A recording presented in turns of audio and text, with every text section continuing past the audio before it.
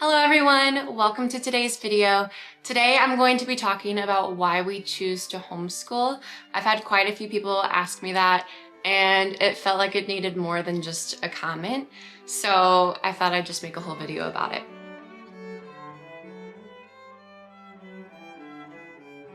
The more I think about it, the more reasons I come up with. So I feel like I could be missing some major things, and if I think of them, I'll put any more reasons I have in the description box below. If you also have any questions or want clarifications on anything I say today, just comment below. Feel free to ask more questions. First, I feel like I should start with my own schooling experience. So for me, most of my schooling was in a private Christian school. My family would pull out and homeschool years where we either couldn't afford it, or I believe they just wanted to travel more some years and we'd just homeschool. And then my sophomore year, we couldn't afford the private school I'd been going to. So my family pulled us out, sent me to public school, and that was horrible. It was just a crazy experience. I only stayed there for 3 months, and then I quickly got my GED, and then I transferred to the local college at 15 years old. That's kind of all of my experience. I feel like I experienced everything. Private school, public school, homeschool. For my experience as a homeschool teacher, I have my oldest, which is Flo. She's doing her homeschool right now. She's 6 years old and she's doing 2nd grade. So with her, we started when she was 4. We did preschool, kindergarten prep, kindergarten, and we did that all within like a year. And then we started 1st grade the next year and then 2nd grade the next year. So she kind of got a year ahead just because we did preschool, kindergarten prep, kindergarten all in a year. I didn't do that intentionally, it just never made sense to stop. And then with my twins, they're currently doing junior kindergarten with Memoria Press. That's the curriculum we use. And then in the fall, I plan to do 3rd grade for Flo, kindergarten for the twins. So yeah, I would still say I'm on the young side of homeschooling.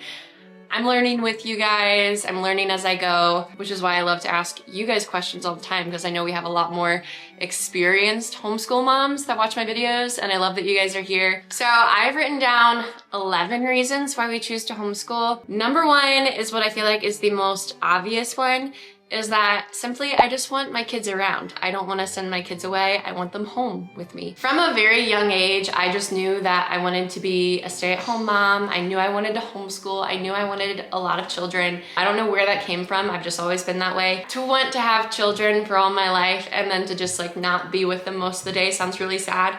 I'm the type that like I go to bed and I just lay in bed sad thinking about how like time is fleeting and I need to make sure that I'm taking the most of every moment with my children. And yeah, the idea of just sending them away all day makes me really sad. And then on the flip side of that, my children are very like attached children. If we drop them off at Sunday school, they are not happy about it. I mean, they're getting better. Like Flo and the twins, they'll go to Sunday school now. But my 3-year-old definitely would not. My baby definitely would not. And that's how all of my kids were at that age. But even still, like if we go somewhere new, my children would not want me to leave them, and I also just would not leave them. So yeah, the idea of sending my children to a school away from me all day, they would not like that. Flo, how would you feel if I sent you away to school all day? Would you want me to? Do you think it'd be fun? Okay. So yeah, and then all my kids are that way. I just feel like it's natural for children to not want to be away from their parents all day. I don't know, I can't like compute it in my brain. Even though that's like the norm and that's what I was used to for all of my life, I just still can't imagine it. Kind of along with those things, number 3, I don't trust strangers with my children. And I feel like that's fine to say. We're not the types to like hire random babysitters. We only leave our children with family. But yeah, we don't really do anything where we just drop our children off without us. And yeah, we're very big on protecting them, and I just don't want to leave my children with strangers, no matter who they are. Number 4, I feel like this is like one of the most important reasons, is secular influence. So I'm gonna read you a verse. It's on my phone. Sorry, I know it would be a lot more romantic if I had my Bible on me right now. Blessed is the man who walks not in the counsel of the wicked, nor stands in the way of sinners, nor sits in the seat of scoffers. But his delight is in the law of the Lord, and on his law he meditates day and night. So there's this quote by Bodhi Bakum that I feel like is like a famous quote by him. But it says we cannot continue to send our children to Caesar for their education and be surprised when they come home as Romans. Man, it's a good one. I'll link that sermon in the description box because it's really good. If you're considering homeschool, listen to that one. But yeah, I mean, the reality is that most of the teachers in the public school are not going to share our worldview. They're gonna have a secular worldview, and they're probably going to be against everything that we stand for as Christians. And I do not want those people being the ones that are discipling my children all day long. I mean, I'm sure a lot of people will say, like, I know all the teachers at our public school and they're all Christians. And you know, I doubt that for the majority. But then on the flip side of that, you also see all of these like liberal, woke teachers teaching your children their woke agendas. And yeah, I just don't even want to be near anything like that. And yeah, even if that's not like the majority, I just don't even want to like test the waters. And then on the other side of that, if my children are at school all day, how am I going to train them myself? So I do think it's our job as their parents to disciple our children. And if they are at school all day, I mean, I feel like for the modern American family, children like leave the house by like 6 at the latest, are at school until maybe like 3. If you do the bus, like I know some children who aren't home until 5. And then you just have a couple hours with them where maybe they have to do homework, maybe they're in sports after school, and that takes away all of your time with them. And if all of their time is taken up, when do you have time to train them and discipline them? Deuteronomy 6:6-7 says, "And these words that I command you today shall be on your heart. You shall teach them diligently to your children, and shall talk of them when you sit in your house, and when you walk by the way, and when you lie down, and when you rise." Proverbs 22:6 says, "Train up a child in the way he should go. Even when he is old, he will not depart from it." And then Ephesians 6:4 says, "Fathers, do not provoke your children to anger, but bring them up in the discipline and instruction of the Lord." Yeah, all of these verses talk about training your children, teaching them diligently.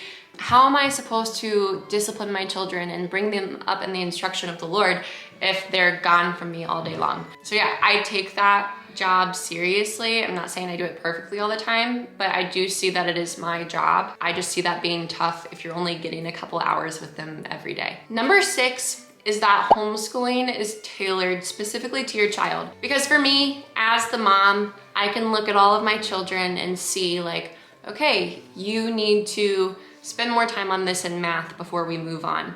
Or you need to practice these phonics flashcards more. Or, you know, just random stuff. I can tailor their education towards them. That's why, you know, you meet a lot of homeschool families where it's hard to say what grade they're in because maybe they're in 3rd grade math and 2nd grade like language arts and 4th grade whatever, because their parents are able to tailor it to exactly where they're at. And this way, children aren't getting left behind or lost in a system. Number 7, studies actually show that homeschooled kids are better academically, socially. They more often retain their parents' values and hold on to the worldview that they were raised in. I even heard that colleges will specifically look for homeschooled kids because of their creativity. So on a health side, this is one of my favorite books that I read last year. It's called Why We Sleep. It talks about just the importance of sleep, which I speak about all the time, mostly due to this book.